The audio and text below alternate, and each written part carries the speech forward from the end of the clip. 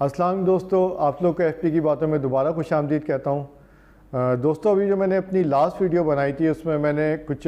Discuss करने की कोशिश की थी कि अभी हालिया दिनों में जिस तरह से इसराइल ने निहत्ते फ़लस्तीनियों पर जो जुल्म और बर्बरियत का तूफ़ान बर्पा किया था और जो उन पर जुल्म किए थे, तो उसको मैंने कवर करने की कोशिश की थी। लेकिन मुझे बहुत सी जगह पे लोगों ने कमेंट्स भी किए, दोस्तों ने फ़ोन भी किए कि मैं जो हूँ हिस्ट्री बताने की कोशिश करूँ कि क्या वजह है कि ये इसराइल और फ़लस्तीन का जो ये कॉन्फ्लिक्ट हुआ है। तो आज की मुख्तसर वीडियो में मैं कोशिश करूँगा कि कुछ पॉइंट्स आपके सामने डिस्कस करूँ जिसकी वजह से आप समझ सकें कि क्यों इस खित्ते में इसराइल और फ़लस्तीन की जो है वो अक्सर जो है वो लड़ाइयाँ हो रही होती हैं। दोस्तों, ये बात आज से शुरू नहीं होती बल्कि हज़ारों साल पहले अगर हम चले जाएँ तो ईसाइयों का, क्रिश्चियंस का ये मानना है कि हज़रत ईसा अलैहिस्सलाम उनका जो था वो एक जूइश फैमिली में जो है वो उनकी पैदाइश हुई थी। और बहुत से क्रिश्चियन इस बात को मानते हैं कि जो जूइश थे ये इनको क्रूसीफाई करना चाहते थे हज़रत ईसा अलैहिस्सलाम को। और इसी की वजह से जब क्रूसेड हुई तो लाखों की तादाद में ईसाइयों ने यहूदियों को जो है उनका कत्लेआम किया और उनको जो है वहाँ से दरबदर कर दिया जहाँ पे वो रहते थे। अब हम थोड़ा सा आगे आ जाएं। 1800 सेंचुरी तक यहूदियों को, ज्यूज़ को ये बात समझ में आ गई थी कि अगर इन्हें कहीं सुकून से रहना है तो इनके पास एक अलग मुल्क होना चाहिए जहाँ पे ये आराम से रह सकें, क्योंकि इनके ख़िलाफ़ एक नस्ली इम्तियाज़ भी था और इनको जो है जहाँ भी ये मिलते थे इनको मार दिया जाता था। और यकीनी तौर पे आपको मालूम होगा कि जब हिटलर जो है जर्मनी में पॉलिटिकल पावर में आए तो जिस तरह से इसने वहाँ पर यहूदियों का कत्लेआम किया तो वो आप सबके सामने है। आपने आई एम श्योर कि डॉक्यूमेंट्रीज़, मूवीज़ भी देखी होंगी और आप लोगों को पता भी होगा। दोस्तों, इसी दौरान में 1891 के दरमियान एक हंगरी जर्नलिस्ट ने एक पॉलिटिकल मूवमेंट स्टार्ट की। उसका नाम उसने ज़ायोनिज़्म का नाम दिया और उसने ये कहा कि यहूदियों के लिए एक अलग मुल्क इस दुनिया में होना चाहिए जहाँ पे ये आज़ादी के साथ रह सकें। लेकिन लेट 1800 में ही यहूदियों के अंदर ये चीज़ आ गई थी कि इन्हें जो है अपने मुल्क के लिए जद्दोजहद करनी है। और 1881 के अंदर आप एक लार्ज स्केल माइग्रेशन हुई फ़लस्तीन की तरफ। फ़लस्तीन की तरफ क्यों हुई? वजह यह कि वहाँ पे बैतुल मुक़द्दस है जिसे ये लोग यरूशलेम कहते हैं, और बैतुल मुक़द्दस जो है मस्जिद अक्सा, ये यहूदियों के लिए भी बहुत मुक़द्दस समझी जाती है। तो बहुत ही बड़ी तादाद में इसराइली जो थे वो फ़लस्तीन में आए और फ़लस्तीन का उस वक्त वहाँ पे वजूद नहीं था। ना वहाँ पे गज़ा थी, ना वहाँ पे वेस्ट बैंक था। वहाँ पे जो था उस वक्त ऑटोमन एम्पायर थी और ऑटोमन एम्पायर के अंडर में फ़लस्तीन था जहाँ पे ईसाई, मुसलमान, यहूदी सब हंसी खुशी रहते थे। उसकी एक ख़ास वजह मैं समझता हूँ कि ये थी कि वहाँ पे उस वक्त आबादी कम थी, इलाका बहुत ज़्यादा था, तो वहाँ पे किसी को कोई लड़ाई झगड़ा करने की ज़रूरत ही नहीं थी। उसके बाद दोस्तों हुआ ये कि तकरीबन जब फर्स्ट वर्ल्ड वॉर शुरू हुई 1915 में, तो ब्रिटिशर्स, फ्रेंच और जो अरब कंट्रीज़ थी वो ऑटोमन एम्पायर के ख़िलाफ़ लड़ रही थी। तो यहाँ पे ब्रिटिशर्स ने बड़ी चालाकी से काम किया। इन्होंने जो अरब कंट्रीज़ थी उनको उन्होंने कहा कि अगर हम ये जंग जीत गए तो हम तुम्हें यहाँ पे एक इस्लामी रियासत बनाने देंगे और तुम इस फ़लस्तीन के इलाके में अपनी एक छोटा सा मुल्क बना लेना। सेम बात इन्होंने इसी तरह से वहाँ पे जो यहूदी थे उनसे कहा कि तुम हमारा साथ दो और अगर हम ये जंग जीते तो यहाँ पे हम एक यहूदियों की एक जो है वो एक हुकूमत बनाने देंगे, इनको एक मुल्क देंगे। लेकिन बैक एंड पे उन्होंने जो था वो फ्रेंच के साथ एक मुआहिदा कर लिया कि अगर हम ये जंग जीत गए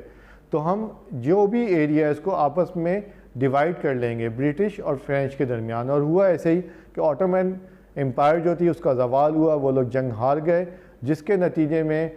कुछ एरिया ब्रिटिशर्स के पास आए और कुछ एरिया फ्रेंच के पास आए। जो फ़लस्तीन वाला एरिया था वो ब्रिटिश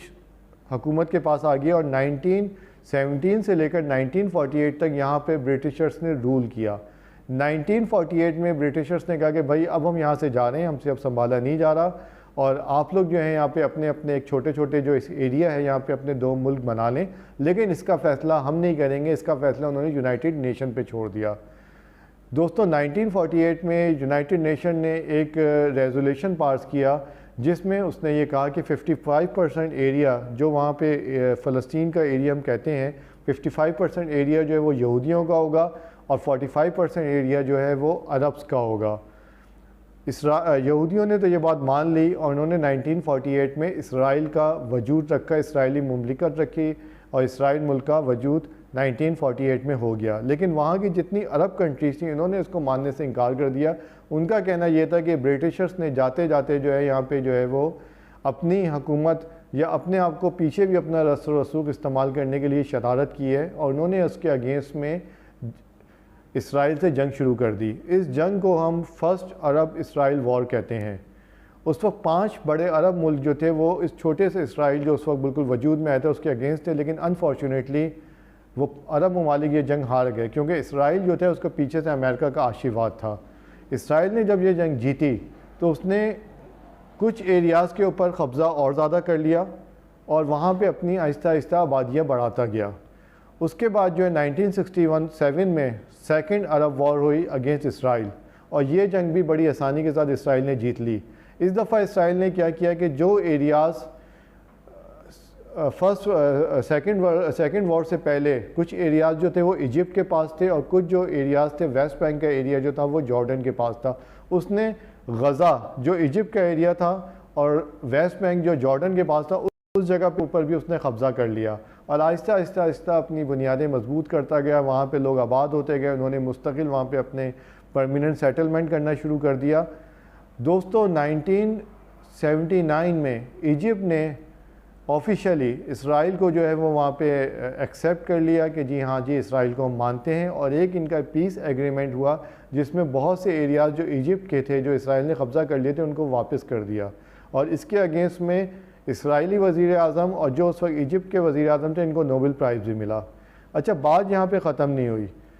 क्योंकि जब ये चीज़ें हुई तो बहुत से यहूदियों के अंदर और बहुत से मुसलमानों के अंदर ये चीज़ पैदा हुई कि हमने इसराइल को क्यों तस्लीम किया और वहाँ पे जो यहूदी थे वो ये कहते थे कि हमने जिन इलाक़ों पे कब्ज़ा किया वो हमने इनको वापस क्यों किया, जिसके अगेंस्ट में दोबारा कॉन्फ्लिक्ट पैदा होना शुरू है। और इसी असना में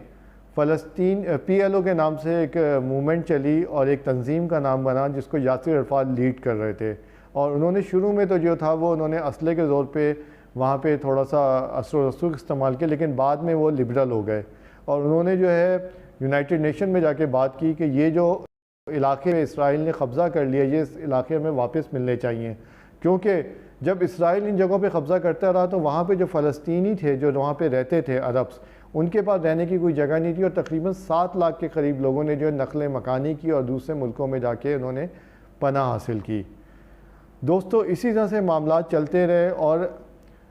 PLO के बाद जो है वहाँ पे हमास जो है वो आया और उसने गज़ा का जो एरिया था वहाँ पे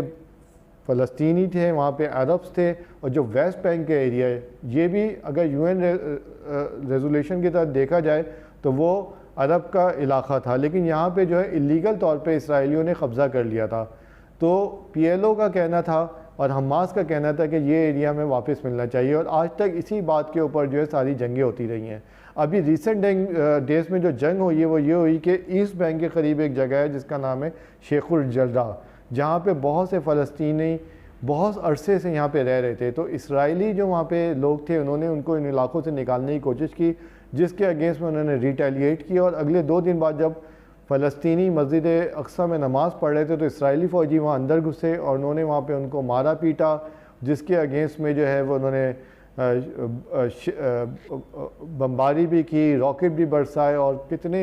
ही बेचारे फ़लस्तीनियों का जो है वो शहीद हुए हैं। तो ये बेसिकली मैं आपको हिस्ट्री बताने की कोशिश कर रहा था,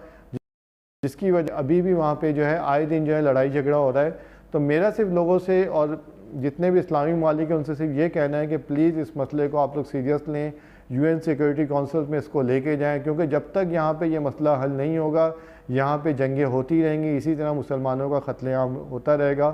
तो मेरा आज का वीडियो बनाने का मकसद ये था कि मैं आपको कुछ हिस्ट्री बताऊँ और हम सब दुआ करेंगे जल्द से जल्द आगे के लिए हालात बेहतर हो जाएँ।